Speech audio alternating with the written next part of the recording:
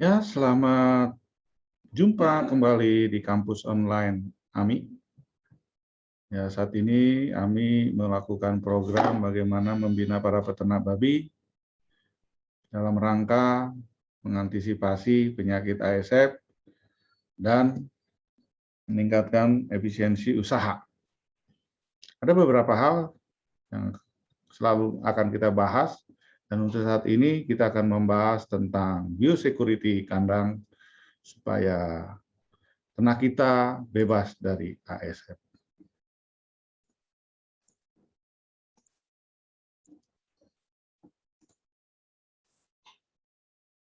Apa aja yang kita perhatikan? Ya. Di sini ada beberapa hal yang harus diperhatikan. Yang pertama adalah bagaimana kita mengatur pakan ternak tersebut supaya terhindar ASF. Yang kedua adalah pergerakan manusia supaya terhindar juga virus ASF. Kendaraan atau alat-alat yang dipakai, kemudian pembagian zona di dalam kandang. Nah, ASF ini bisa masuk ke kandang kita bisa melalui udara, misalnya binatang-binatang, lalat, itu kalau bisa kita pakai net, bisa melalui air yang tercemar virus ASF dari sungai, ada babi mati, bisa juga dari hewan-hewan liar, ya, babi yang berjalan bebas, yang tidak dikandangkan, atau babi hutan, bisa juga dari tikus, hewan pengerat, bisa juga dari bahan-bahan sisa makanan terkontaminasi, misalnya sisa dari hotel, bandara, rumah makan, pesawat yang mengandung ASF. Bisa juga dari sperma, semen, ya, ini dari jantan yang kita tidak teliti, akhirnya ASF bisa masuk dari jantan yang terinfeksi. Bisa juga ini dari kita beli babi, kita tidak uji PCR dulu atau ELISA, dia bahwa dia bebas dari ASF, kita bawa ke kandang kita. Bisa juga melalui manusia, ya, yang bergerak, misalnya supir truk, ya, pekerja kandang, tamu, inseminator, dokter hewan. Nah, ini juga kita perhatikan, ya. Bisa juga dari transportasi, alat-alat, pabrik, dan sebagainya. Nah, ini yang harus kita jaga. Untuk itu, beberapa hal yang harus kita perhatikan selanjutnya adalah bagaimana supaya kandang kita ini sudah mulai tidak lagi babinya kita lepas, tidak juga kandangnya kita biarkan begitu saja tanpa ada proses orang masuk. Perlu kita jaga farm ini supaya babi kita tidak kena dari ASF. Ada beberapa desinfektan, ini perlu, ya, yang Anda ketahui. Ya, di sini ada beberapa mereknya.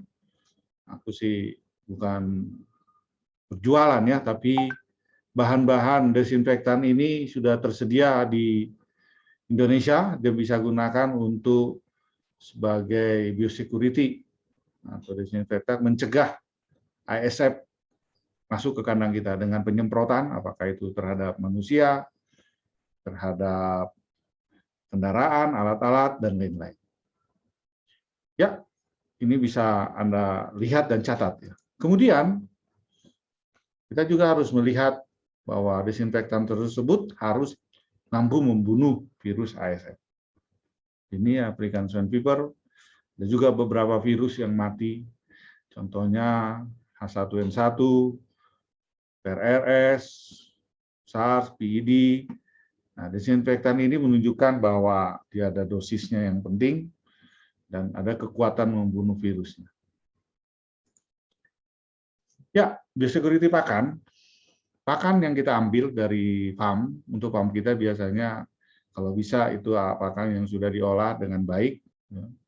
Misalnya kadar airnya rendah, 13-15, dan bukan berasal sih baiknya dari sisa-sisa atau kandang bekas orang yang kena ASF. Bisa kesegarannya kita jamin, ya. Karena bisa juga dari pakan ini kontaminasi dengan virus ASF akhirnya masuk ke kandang kita.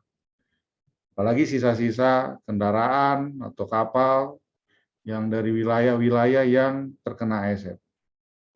Kita tahu lah ya, beberapa daerah yang sudah kena ASF, misalnya Sumatera Utara, Jawa, ya, Jawa Tengah, ada beberapa juga, Bali, NTT, bila kapal-kapal ini membawa sisa makanan, ya usahakan sisa-sisa makanan ini tidak kita bawa ke kandang kita.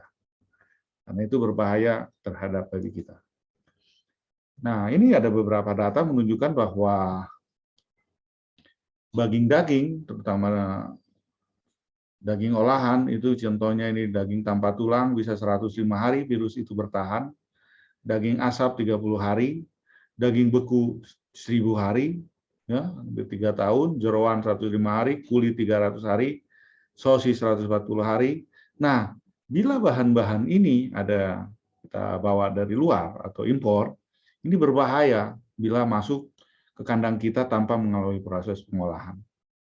Dan langkah baiknya sih, kita bebas dari membawa sisa-sisa daging babi atau ikutan babi atau yang dibawa oleh karyawan atau dari sisa restoran, hotel, pesawat, kapal, itu jangan kita bawa tanpa ada proses pengolahan lebih lanjut. Ada beberapa data menunjukkan bahwa ASF ini kena ke kandang itu bisa 16% melalui lalu lintas, 40% melalui transportasi, ya, kendaraan atau orang, dan 42% melalui sisa makanan.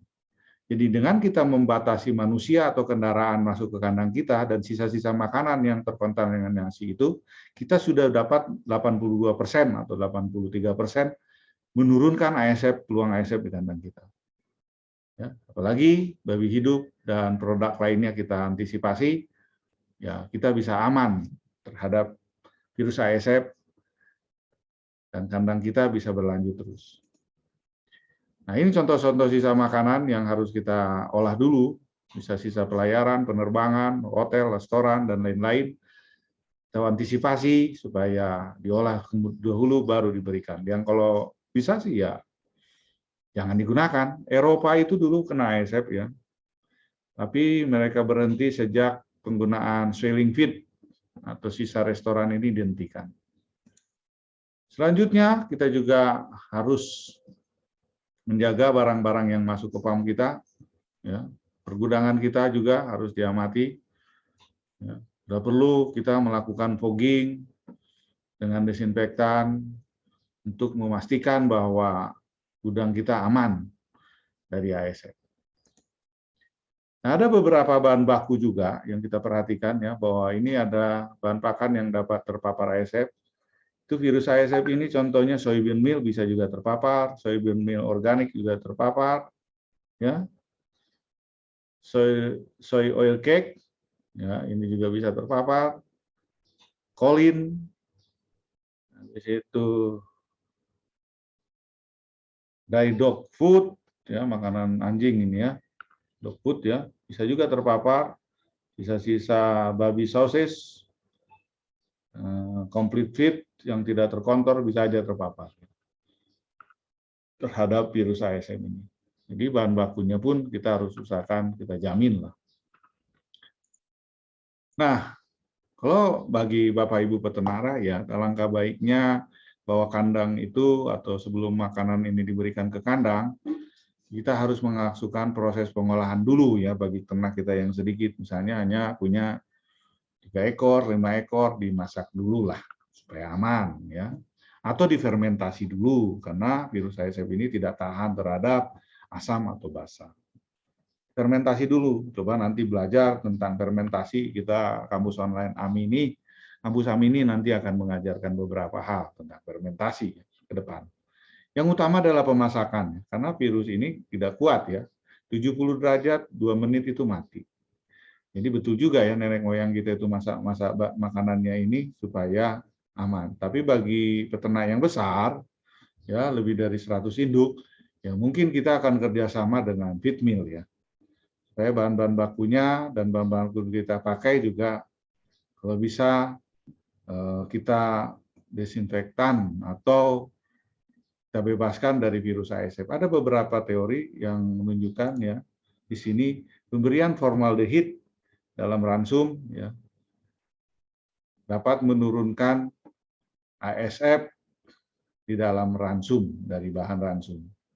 Ya, ini juga perlu nanti dengan feed mill atau dengan produk-produk jadi yang sudah ada, kita bisa gunakan ini untuk menurunkan ASF.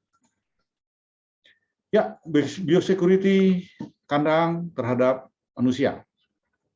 Nah, inilah orang yang masuk ke kandang kita mulai sekarang, tidak boleh lagi sembarangan. Siapapun yang masuk kandang kita harus mengalami standar operasional. Contohnya, dia harus berganti sepatu, berganti baju, bila perlu mandi, cuci rambut, tidak boleh lagi menggunakan pakaian luar, dia harus menggunakan pakaian kandang khusus, dan disemprot. Nah, di kandangnya pun sepatunya khusus, dan melalui dicelup dulu ke desinfektan. Ya, supaya apa? Tujuannya adalah supaya anak kandang ini bebas dari penyakit. Kendaraan juga begitu. Ya, bahwa manusia yang masuk kandang ini atau anak kandang yang atau kita pun yang masuk kandang ini harus melalui prosedur ini. Pakaian semuanya harus ganti, sepatu juga ganti, tidak perlu, rambut dicuci, dan setelah dia ada di kandang tidak boleh keluar. Usahakan dia hanya di kandang satu periode saja seharian itu. Kalau dia keluar, dia harus masuk lagi melalui prosedur yang sama. Ini harus mulai. Jadi no toleran terhadap siapapun yang masuk ke kandang kita. Walaupun kandang kita kecil, ya kita batasin lah. Jangan sembarangan orang masuk. Binatang juga. Hewan-hewan, ayam, kucing, anjing juga. Sudah mulailah kita disiplinkan, tidak ada lagi sembarang orang yang masuk. Pedagang, bandar juga kita hindari. Oke, selanjutnya ada beberapa hal yang berubah yang harus kita lakukan setelah ASF ini. Untuk masuk kandang itu, kita bila perlu ukur suhu tubuh. Bila suhu tubuhnya lebih dari 37 derajat, ya tidak boleh masuk kandang. Siapapun itu, baik tamu, karyawan, atau owner. Ini untuk kita menjaga penyakit masuk ke kandang kita.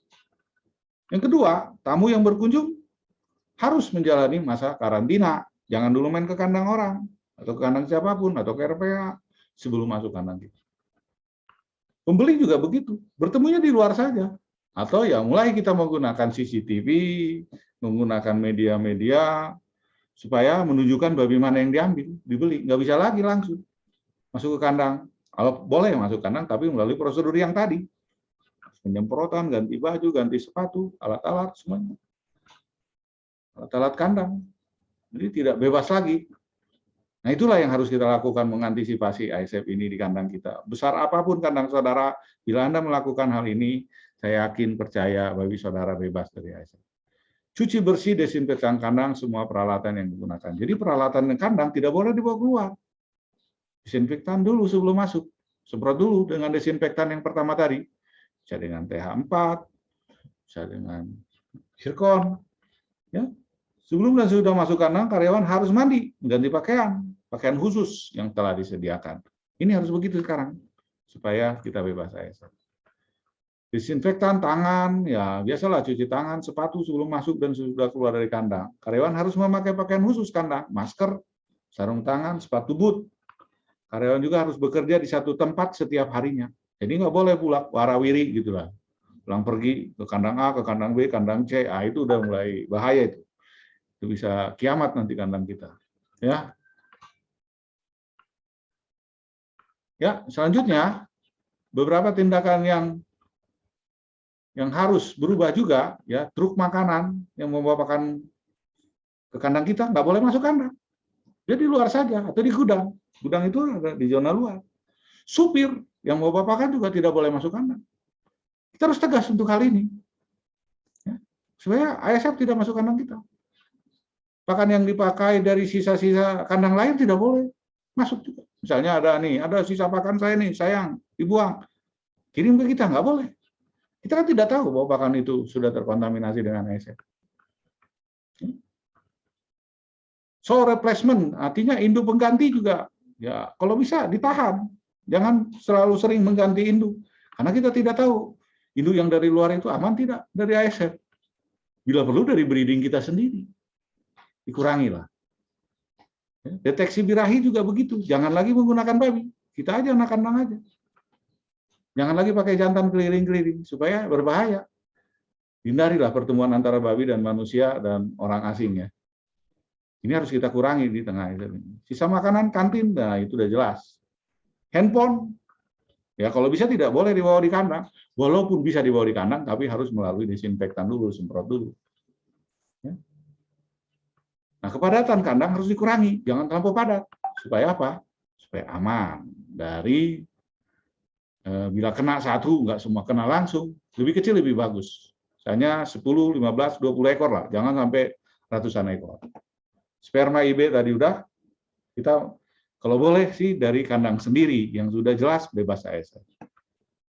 Memindahkan induk dari kandang bunting ke kandang beranak, itu kalau bisa, dulu sih 3-4 hari, 7 hari, sekarang kalau bisa 2 minggu. Supaya apa? Supaya kita lihat proses cleaning di kandang itu sudah terjadi sebelum masuk induk yang mau lahir. Ini harus ketat ini. Ini semuanya jadi diperpanjang, diperkecil. Supaya apa? Kontaminasi antara babi semakin sedikit. Jumlah terpennya juga diperkecil. Pemotongan gigi, kastrasi, dan sebagainya, itu kalau bisa per liter. Jangan satu alat digunakan untuk beberapa liter. Contohnya gini, aku mau motong gigi nih, mau kastrasi nih. Sekaligus untuk beberapa induk. Nggak boleh tuh. Kalau bisa, satu induk, bereskan, cuci, desinfektan, baru alat itu digunakan ke yang lain. Supaya tidak terjadi transfer horizontal. Nah, inilah yang harus diperhatikan.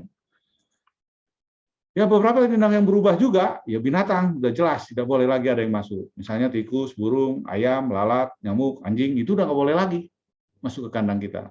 Karena dia takut terkontaminasi dengan ternak babi atau ternak hewan lain yang mengandung ASF.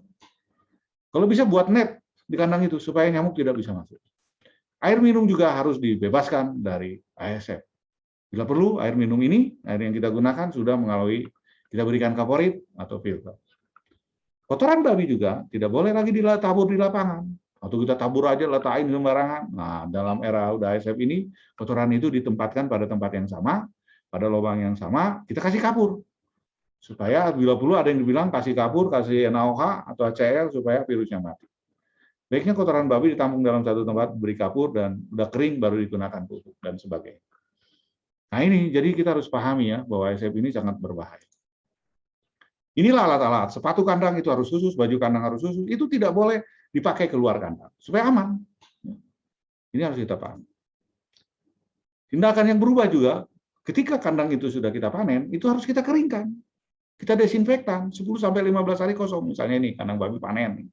Wah, udah kita jual lah finisher kita. Nah, itu kita kosongkan, kira-kira seminggu, 2 minggu. Supaya bebas ASF. Kalau bisa kandang kita itu all in, all out. Masuk, bareng, keluar semua habis. Kita kapur supaya kapur ini berguna ya. Tahu kapur ini ya, M-Stone itu kita kapur CO3 ini nanti supaya dia panas, membakar dan membunuh virus yang ada di sini selain desinfektan. Nah ini sebelum masuk kandang diping dulu dengan desinfektan sepatunya, pakai baju, pakai masker, ya handphone juga hari ini mandi dulu. Saya yakin bebas ASF. Vaksinasi juga harus dilakukan. Kadang-kadang kita lupa. Kita nuduh-nuduh ASF padahal kita kena virus lain. Makanya kolera wajib juga, ya. PRRS dan itu mikoplasma, vaksinasi aja.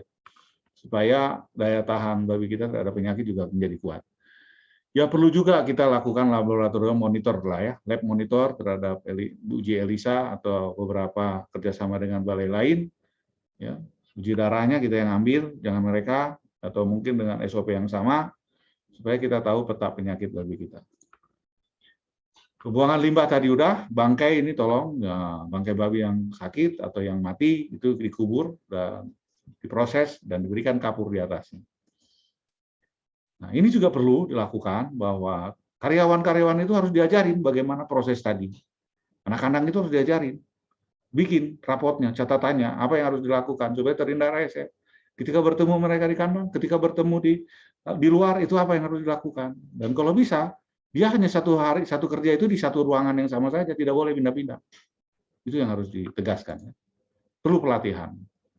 Nah, ini biosecurity antar kandang ini juga, ya tadi udah kita batasin ya, bahwa kandang itu harus ada zona hijau, zona kuning, dan zona merah. Jadi bahan-bahan pakan yang dari luar itu di-stop di depan saja. Tidak boleh masuk ke kandang. Nanti kendaraan, manusia, apapun juga yang membawa bahan-bahan ini ke kandang itu tersendiri. Jangan orang luar masuk ke kandang kita. Itu aja di sini zona-zona itu. Ya, jadi semua apapun ternak, manusia tidak boleh masuk ke zona hijau atau ke kandang kita. Harus melalui proses SOP yang bersama. Nah, misalnya ini zona kita itu harus ada buffer yang lain supaya meningkatkan ketahanan. Ada beberapa proses desinfektan, penyemprotan supaya apapun yang masuk ke kandang kita melalui prosedur yang benar. Ini kita waspadai ini. Berapa besar kandang saudara, itu aja dipegang. Biosecurity kuncinya satu-satunya, karena belum ada vaksinnya. Jadi wilayah merah nggak boleh lagi, ini ada zona bebas, zona ini apalagi dari luar, kendaraan apapun juga itu. Manusia, kendaraan, alat, tidak bisa masuk ke kandang kita tanpa melalui proses desinfektan. Nah itu, ini contoh kandang-kandang ini juga ya, ini kandang babi 1, 2, 3, ini semuanya, ini hanya di luar saja. Anak-anak yang masuk di sini itu dengan alat-alatnya khusus. Dan dia pun satu kandang satu orang, satu kandang satu orang. Dia tidak boleh bertemu satu sama lain, ngerompi di dalam kandang, nggak boleh. Kalaupun dia udah keluar, masuk prosedur lagi. Itulah yang harus ditegaskan. Ya, jadi contoh ini kandang dia bila megang dia kandang induk, dia khusus saja di kandang induk. Dan sebelum masuk kandang induk ada prosedur yang harus dikerjakan. Kandang melahirkan pun demikian. Sapian juga begini. Kandang finisher juga demikian. Nggak boleh dia pindah-pindah kandang. Anak-kandang yang memegang satu kandang ya khusus satu kandang itu aja. Dan semua alat-alat di sini tidak bisa pindah satu sama lain. Itu harus ditegaskan. Ya. Kalau bila kandang saudara satu, hanya satu saja ya udah dia nggak boleh pindah main ke kandang orang, gitulah. Ya, jadi setiap wilayah bagian itu kandang finisher, grower, kandang menyusui, kandang laktasi, kandang misalnya kandang kawin, kandang rearing atau kandang melahirkan, itu harus tersendiri manusianya, tersendiri prosedurnya dan tidak boleh ganti-ganti. Untuk masuk ke kandang A dan B itu harus selalu ditegaskan, tidak bisa lagi dia harus pindah-pindah sembarangan tanpa melalui prosedur yang resmi. Kalau bisa sih kandang itu satu orang satu farm. Ya, distribusi ternak juga demikian. Ternak atau tadi sudah saya sampaikan barang atau ternak yang dikirim itu harus ada namanya transfer station atau buffer station. Jadi dia truk ke kandang kita itu khusus, kandang kita aja. Nanti dia akan transit untuk kandang ke pasar atau ke RPH. Nggak bisa kandang ke RPH kita bawa ke kandang kita. Jadi ada namanya transfer zone atau buffer zone. Jadi mobil kita nanti transit. Nah, seperti inilah. Jadi transitnya di sini. Ya, ini kandang kita, ini kandang luar. Jadi mobil luar dan mobil dalam itu berbeda. Itu harus kita tegakkan. Supirnya juga demikian, keneknya juga demikian. Tidak boleh masuk sembarangan ke kandang kita.